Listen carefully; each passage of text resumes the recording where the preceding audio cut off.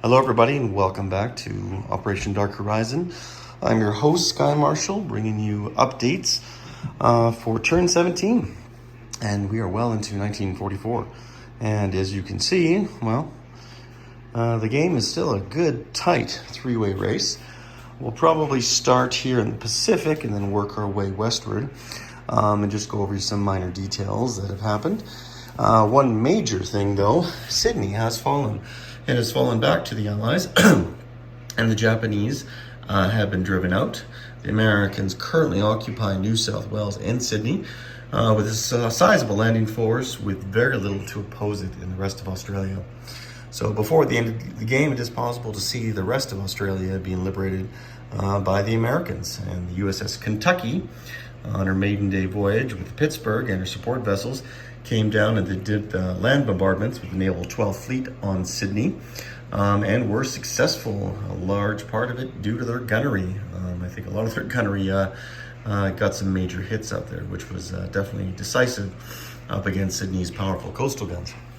Now, the American fleet also did have help from the 1st, 7th, 5th, 3rd, and 6th fleets, which was comprising of the Hornet and Yorktown, Mark Mitcher and Jack Fletcher's carriers, and then we got 4 more Iowa-class battleships up here in the north, as well as the 6 destroyers, 4 heavy cruisers, 2 light cruisers, and 2 Gato-class submarines supporting her, as well as they actually have some forces, sizable forces on Samoa. So we can definitely see the southeastern part of the Pacific is firmly within the American grasp. And the central band definitely has a sizable amount of Japanese presence, especially submarines in the east and in the west, a lot of land holdings. However, just to jump on it, Sumatra was actually liberated by the Far East Command Airborne Division, and they were actually very successful for the Far East Command and liberated that territory from the Dutch, so that now that can be used for Far East Command. Further north, though, going back to where the Americans are, they have another fleet here. This is the new Main Pacific Fleet with the Lexington, Saratoga, and the battleship Illinois. This is perched outside of Pearl Harbor with a B-26 Marauder up in for air support. And the Americans were unsuccessful to get jets last turn, so they built a few jets here on the mainland, along with the newly commissioned Thatcher, named after the one that was lost in Sydney. And over here we have the new Gato-class submarine Steelhead supporting submarine operations off of Midway, I should say, with the new B-29 heavy strap bomber, definitely probably possibly bound to bomb Japanese industry or help with possible invasion of the Japanese mainland.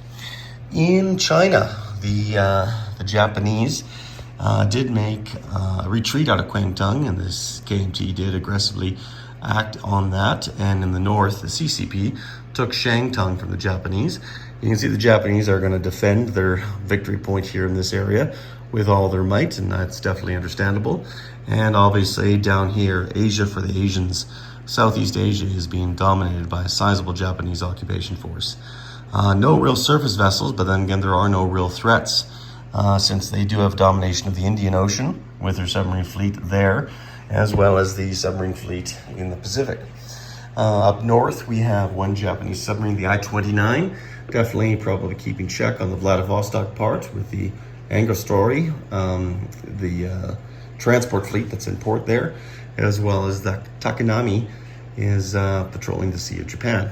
So currently right now, we can see that they are building a fortification in Nanking, which is probably going to be very difficult for the CCP or the KMT, even working together, to possibly open up that.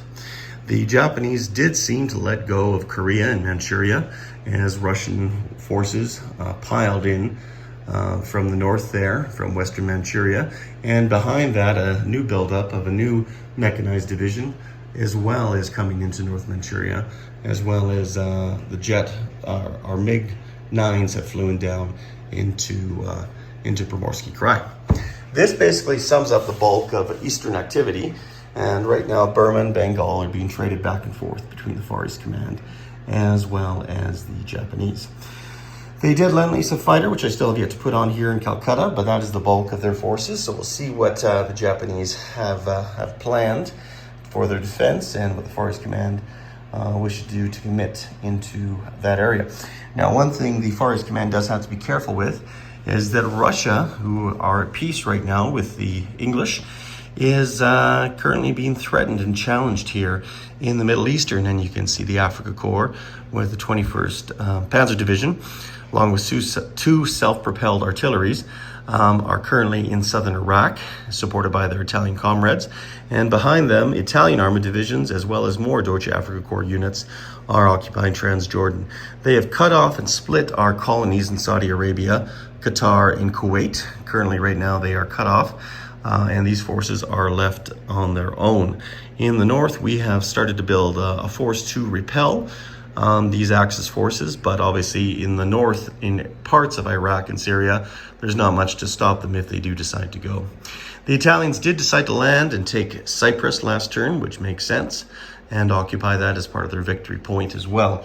The Italians further north here, well, actually the Russians, they did attack the Greeks, and the Greeks were occupied and activated by the British.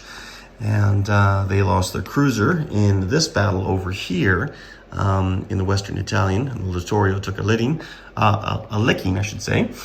But on top of that, not much was happening. They did form a British militia coalition in Greece right now to help the Greeks. And the Italians have landed in Albania. Also, they have brought forces from northern Italy down into Western Yugoslavia to help out the Germans, because as you can see, Russian domination of Eastern Europe is at hand, and we'll see where that goes next turn. But the Russians' big story here was they decided to take territory, sailing out of Crimea here and Istanbul, and taking territory from southern Italy all the way down to Sicily with two Russian mountain infantry. And they're firmly entrenched in those territories, and it's going to be hard for the Italians to move them out. And that's a direct front against Italian morale. Quite a slap in the face, I must say, actually. So nonetheless, the Russians are doing a wonderful progress down there to occupy the Italians the best they can. Alexandria and Cairo are still under the Axis boot, Deutsche Afrika Korps, and Italians are garrisoning Lower Egypt, as well as North Africa is firmly within the clutches of the Axis forces. The Americans did move a medium bomber down into here to Mauritania.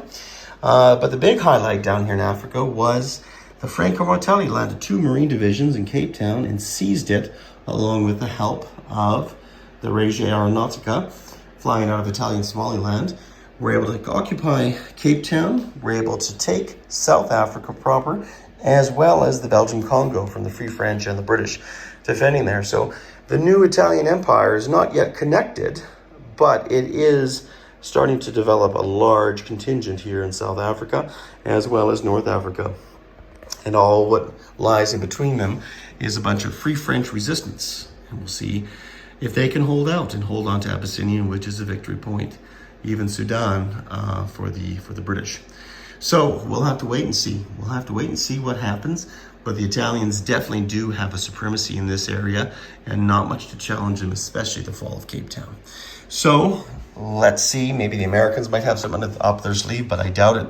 Right now, the only hope is the Russians. Perish the thought, as the Russians have firmly occupied Istanbul, Sofia, Bucharest, the list goes on and on, Belgrade, Warsaw, all the eastern capitals for sure.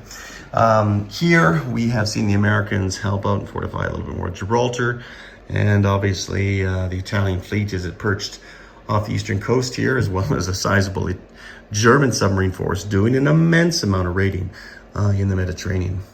Up north, we have the USS Enterprise and her force coming back to defend shipping lanes and troop transports against these 2 U-boats in the North Atlantic, as well as the Prince of Wales is in home port defending British waters, and they still have to worry about an Axis bulwark in the northern part of Scotland, and not much has happened there. The Scottish people are suffering heavily with Nazi occupation. Here, the Sovietsky Soyuz and the Stalingrad are slowly making their way north, one step at a time. out of the combat zone that they were here, and they're making 2 steps to the port of Narvik. Right here currently, most of Scandinavia is occupied. There's no actual units left in the north, and I don't think they're really going to worry about that being a victory point. But the German Luftwaffe, as well as the Wehrmacht, is very powerful. You can see all that mechanized stuff moving eastward against the Russians. So this is going to be quite a sizable battle to come for sure. However, there's a problem, and that problem currently right now, well, it's this. South America has been really quiet as of late, or perhaps not even quiet is the right word. What has happened is all lines of communications from Buenos Aires to Rio, Lima, we have not heard much from South America, and as the world rages war, we have detected a possible invasion, a Martian invasion down here in South America.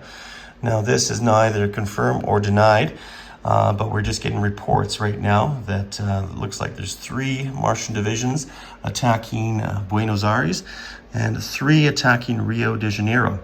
3 in the north up here against Lima, and you can see the destruction, and it looks like they've formed some sort of bases outside of their zones to protect their forces landing here. So we'll see what happens here. So what the Soviet would like, or the Soviet embassies have been sending memos to the Allies as well as the Axis to partition them, to send a large chunk of their forces to help out the South American brethren. And if they do decide to move their Italian fleets as well as their armored units, the Soviet Union understands that this would leave a lot of their capitals defenseless. So we have voluntarily, while they're away, have decided to graciously occupy and protect capitals like Berlin, Rome, London, Washington, Tokyo, and so on, so that they are not attacked by these aliens from outer space. And it only makes sense. Russia is far away currently right now against the invasion, and everybody else is much closer. Russia will graciously occupy these territories while you're away. We'll see if they do accept our gracious offer, and if not, well, we can only wonder what's going to happen of South America, and then soon after that, the rest of the world. So guys, Sky Marshall here in the Lion's Den, bringing you a brief fictional history of South America for a little bit of fun as we start to wrap up this game. And even though this has no bearing on the game, this is a delighted message for the Axis and Allied players to summon up their goodwill and head to South America, effective immediately, while Russia will occupy the rest of the world. Take care, guys. Take care. And yeah, we'll see you for turn 17, part 2. Sky Marshall signing out.